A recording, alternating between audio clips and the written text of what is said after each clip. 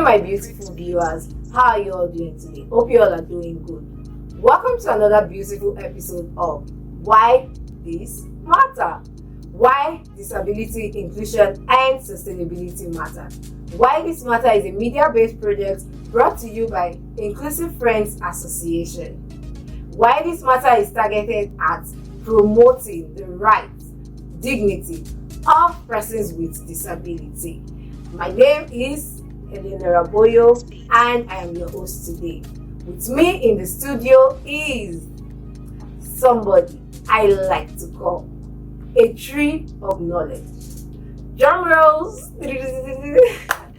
Introduce yourself, please. All right, thank you very much, Eleonora. Good afternoon, good day, beautiful viewers. I'm Moses Oluwashi.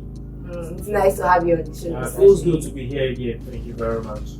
Mr. Shei, today is Friday. I know today, everybody's celebrating today, but what's happening today? So today is not the conventional Friday, like we all know. And it's not just the Thank God It's Friday that is very popular. But today is International Sign Language Day, which of course is celebrated across the world. This is usually celebrated annually every 23rd of September.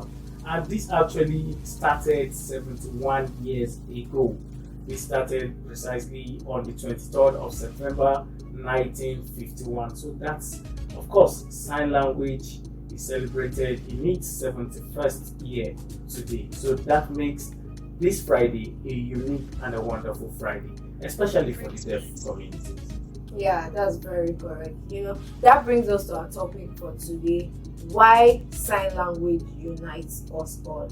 Sign language unites us all. And one of the things for today is building inclusive communities for all should be prioritized. What do you think about that, Mr. Shea? Yes, first the first thing for United Nations actually says sign language unite us all. Yes. So that of course talks about issues around inclusion, where there is one person who do not understand sign language amidst three persons who understand sign language, there is already exclusion. Yes. And where there are persons who do not understand sign language and just one person who needs sign language, it means there is also exclusion. So it's good we set the tone that deaf persons actually communicate via sign language. And if you don't understand sign language, when you see them communicate from afar, you think you're watching another Jackie Chan movie, or perhaps these are Kung Fu fighters who are not hitting themselves. Yes. But it is actually sign language. And the moment someone who is deaf and another person who is not can interact via sign language, they are already united. So, and for us, or for the next topic, which actually talks about it, that it should be prioritized. It means beyond us seeing it as a charity model, beyond us seeing it as let it not be like I don't know how to do it. No, it is something that must be prioritized. And in prioritizing, it means for every public institution, for every public gathering, for every public hearing, and any place where you have more than one person coming in, because you cannot ascertain if a deaf person will be participating or not. It is then important that we prioritize and ensure that we get sign language interpreters. Yes, that's very correct. That's very correct. Well, when it comes to sign language, I'm just wondering, what are the benefits? What are the benefits of learning sign language? Well, sign language is very important. Okay. One, first you need to see it from the point of humanity, Okay. which means that you are able to bring joy into another person's face.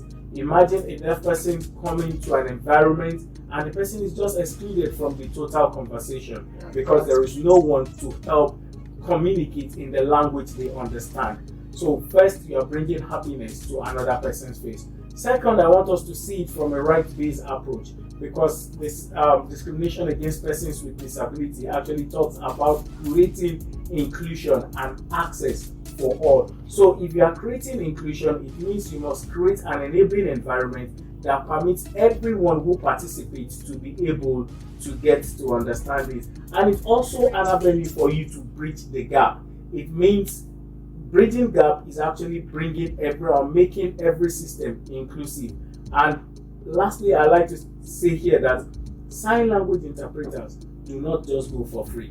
Yes, there are also financial benefits Wow. that comes along with it. So that means even learning sign language can generate income. So, learning sign language is actually a career path. Wow. Beyond generating income, it is a career path, and you soon find yourself very fulfilled in what you do. Oh, that's good. That's good.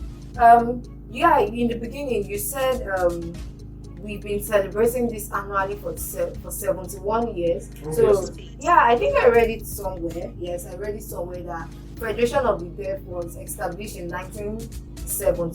1951. Yeah, 1951 on this day. So that's why we celebrate International Sign Language Day every 23rd of September. So Tom, have you considered learning sign language? Yes. Obviously, it's I've considered learning sign language, and it's really very interesting. First taking the alphabet and then trying to communicate, and you now find out that someone also laughs at you when you miss some of the sign, or they have to pull your hand back. It's actually a very interesting process, but obviously it's something that I think everyone needs to begin to look towards doing. Everyone needs to begin to consider to be part of the system that bridges the gap. Yeah, and I also think that including sign language in school curriculums would set a pace. Absolutely. It's a foundation already for you to learn, because we learn Igbo, we learn English, we learn Hausa in school. Some people even go as far as learning French, Spanish, and all of that. So like, why can't you learn a universal language? Sign language is a universal language. So Eleonora, first, it comes from the point of knowledge. How much of the awareness is out there is something that you also need to consider, and that is why this kind of thing is also very important, because it helps to create that level of awareness. You find out that most media houses today will be talking around these issues, and also that way you begin to get to the space. Obviously, what the Inclusive Friends Association is also doing today is creating that form of awareness to the public, and that way we all need it. However, your observation is very important. Having it in school curriculum will give this sense of belonging to students from the grassroots, and they come to grow with it. It becomes a part of them. It becomes more inclusive, and that way having it in curriculum means that we have prioritized that issue. But I also like to say here that government institutions need to set the pace. Government institutions need to begin to be create some form of example for other institutions to follow suit. So I think it's important here that government institution ensures that every institution has at least a sign language interpreter, or perhaps have a sign or posters around visible area that can enable deaf persons to understand how they navigate within public spaces. I think that is really important. Yeah, earlier when we were talking, you said something about lack of accessibility being a denial of peace. Yeah, actually, a few days ago we celebrated the International Annual Peace Day, and it talks about racism. And obviously, racism is actually telling someone that you don't belong here, and that person is not as valued as you are. So the moment you create an environment that does not include a deaf person, obviously you have created a barrier and you have reduced peace. So absence of accessibility is creation, or is denial of peace. That way, I think that's my quote anyway. I've not seen it anywhere. Okay, no problem. You trade back. Okay, so since you said you at least have a basic knowledge of sign language, what do you think? I think we should sign some things to our audience. Some people that are watching now can even create a video, tag us to increase the awareness. What do you think? I think that is also very laudable. I've always known IFA to setting up the pace, and this is another one that we are obviously going to do. So obviously, I don't want us to say what you want to do. So I'll advise that we do it, and then before you give out the interpretation. Okay, so we'll do 4 signs, and then we'll tell them the interpretation. Okay, so I would also like that we do 3 signs. The 4th one, for gender sake, creating inclusion, you do the 4th. Okay, no problem. Okay, so let's do this, right? Okay, so at the count of 3, right? Yep. 1, 2, 3. Audience, another Chinese. So Next. next, 1, 2, 3.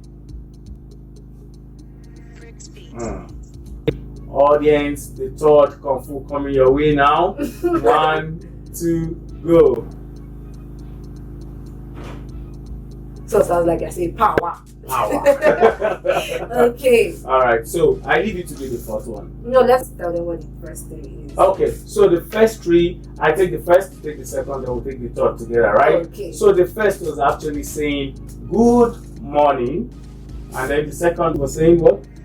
Good afternoon. So that's saying that the sun is bright up the street. And the third was actually saying good evening, which means the sun is going down.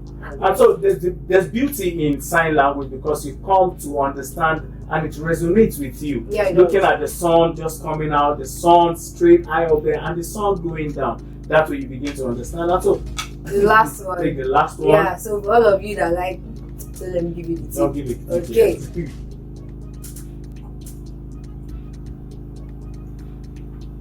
So after good evening is what?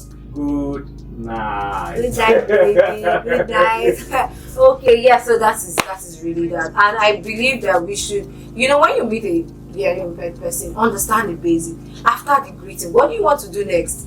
Ask, how are you? So what? How are you? So this is just saying R and then the U. Yeah, R and U. The U. So how are you? Well, Eleonora, time will not permit us to actually give them everything.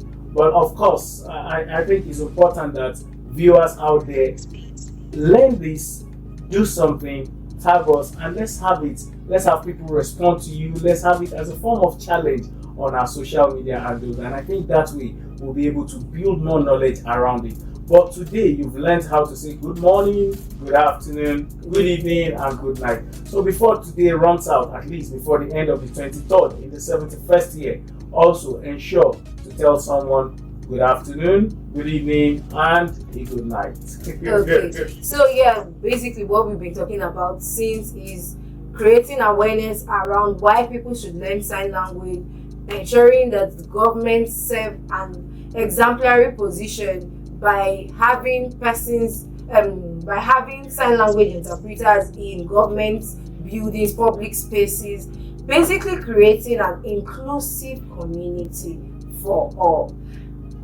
Do not forget to follow us on our social media platforms, Twitter, Instagram, Facebook at Inclusive Friends Association.